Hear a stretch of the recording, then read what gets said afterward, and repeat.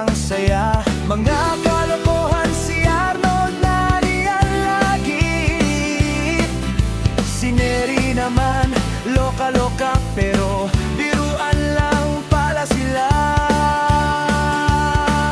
Si Teacher Janet kunwari seryoso sa klase, tawang-tawa sa mga lady gagang katabi niya.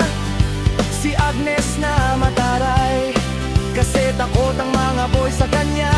Itong si Rowena nagpapakyut lagi sa mga poging katabi niya.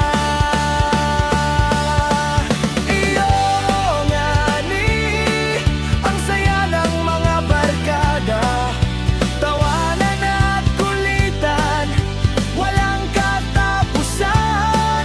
At si Luningning, ang mukha ay nagniningning.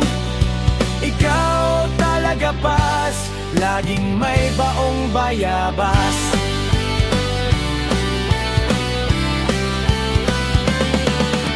Si Jenna may dalang kamote, hati-hati lahat silang barkada. Sa ilalim ng puno, doon ang tambayan nila. May chismisan pa, kunwari walang mga alam.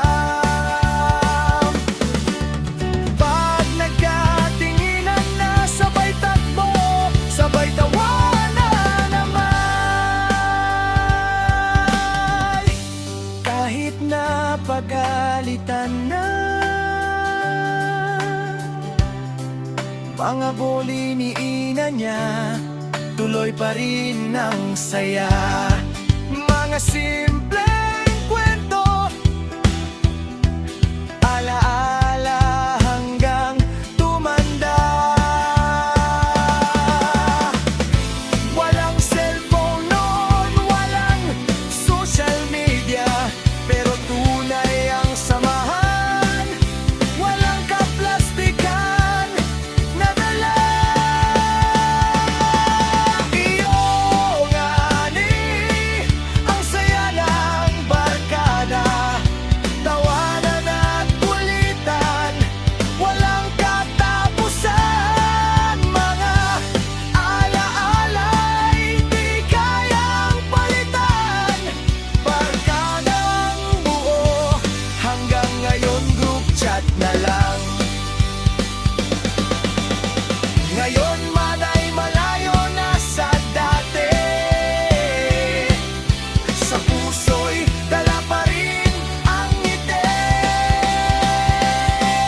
Arnold, Neri, Janet, Luningning, Agnes, Jenna, Rowena, Paz, Landa, Teresa at lahat ng kaibigan. Habang buhay na kwento ng ating kabataan.